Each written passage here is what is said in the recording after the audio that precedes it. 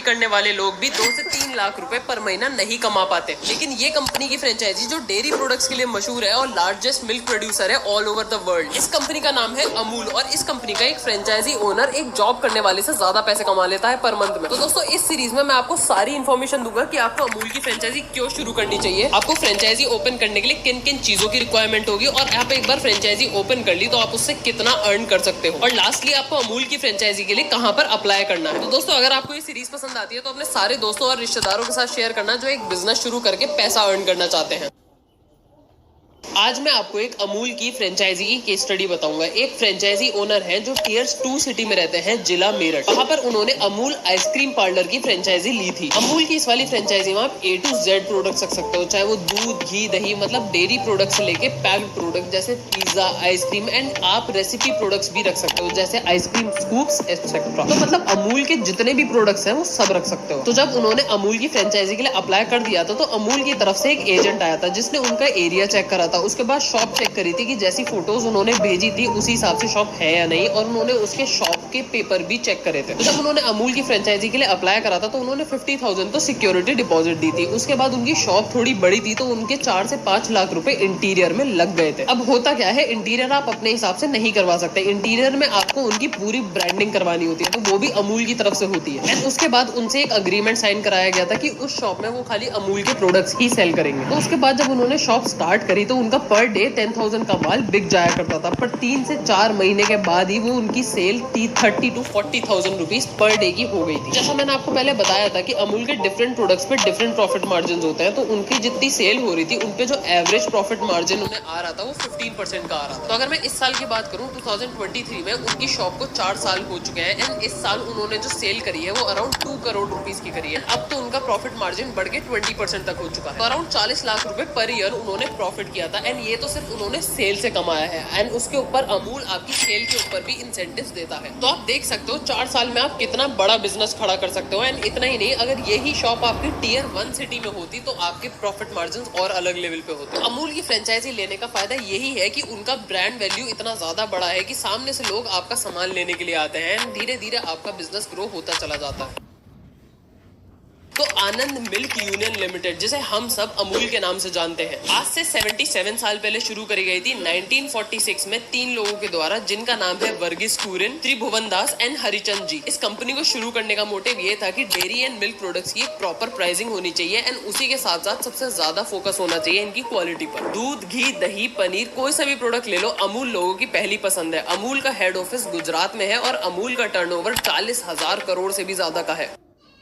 तो आप बात करते हैं कि आपको अमूल की फ्रेंचाइजी क्यों लेनी चाहिए। तो सबसे पहली बात तो अमूल ने अपनी ब्रांड वैल्यू इतनी ज्यादा क्रिएट कर रखी है मार्केट में कि आपको मार्केटिंग करने की कोई भी जरूरत नहीं पड़ेगी। इस ब्रांड के कॉम्पिटिटर्स तो बहुत सारे हैं, पर जिस लेवल पे इस ब्रांड के प्रोडक्ट्स की डिमांड आती है उतनी किसी भी और प्रोडक्ट की नहीं आती। एंड जो मेन पॉइंट है वो है बहुत ही कम स्टार्टिंग कैपिटल आपकी ये फ्रेंचाइजी खोलने में लगती है। एंड एक बार आपने फ्रेंचाइजी ओपन कर ली तो जिस हिसाब से आपकी मंथली अर्निंग होगी उस हिसाब से अमूल की फ्रेंचाइजी खोलना काफी प्रॉफिटेबल रहेगा।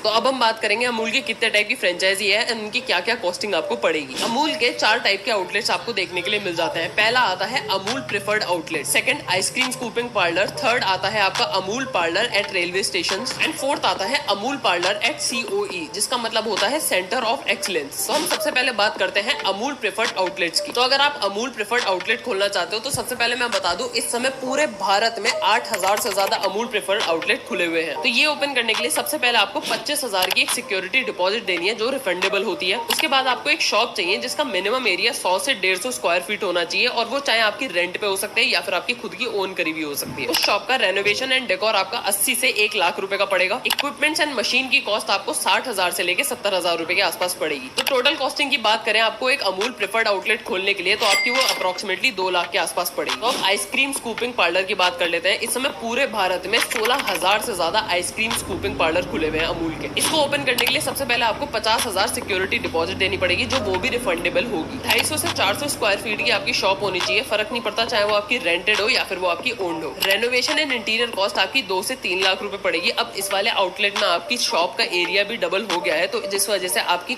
रेनोवेशन की कॉस्टिंग भी थोड़ी ज्यादा हो रही है। इक्विपमेंट्स आपको 1 से 1.5 लाख रुपए के पड़ेंगे। तो अगर टोटल कॉस्ट की बात करें कि आइसक्रीम स्कूपिंग पार्लर खोलने के लिए आपको अप्रोक्सीमेटली 6 लाख रुपए की जरूरत पड़ेगी। अब बात करते हैं Amul parlours eight railway station. Location. तो ये आउटलेट खोलने के लिए आपको सबसे पहले 1 लाख रुपए की सिक्योरिटी डिपॉजिट करनी पड़ेगी जो रिफंडेबल होगी। रेलवे स्टेशन के स्टॉल की कॉस्ट आपकी अप्रोक्सीमेटली 2.5 से 4 लाख रुपए होगी और इक्विपमेंट की कॉस्ट आपकी 50,000 होगी। तो टोटल अमूल का पार्लर रेलवे स्टेशन पे खोलने के लिए आपको अप्रोक्सीमेटली 4 से 6 लाख रुपए की इन्वेस्टमेंट चाहिए होगी। अब बात करते हैं अमूल पार्लर एट COE। तो ये ओपन करने के लिए आपको 50,000 सिक्योरिटी डिपॉजिट पे करनी है जो आपकी रिफंडेबल होगी। स्टॉल की कॉस्टिंग अप्रोक्सीमेटली 2.5 से लेके 4 लाख रुपए के बीच में पड़ेगी। इक्विपमेंट की कॉस्टिंग आपको 50,000 रुपए पड़ेगी। तो ये वाला आउटलेट खोलने के लिए भी आपकी फ्रेंचाइजी कॉस्ट अप्रोक्सीमेटली 4 से 6 लाख रुपए पड़ जाएगी। अब सबसे इंपॉर्टेंट बात आपको याद रखनी है कि इन चारों में से कोई सा भी आप आउटलेट खोलते हो तो उसमें आपके पास 1 से 2 लाख रुपए का कैश फ्लो भी होना चाहिए।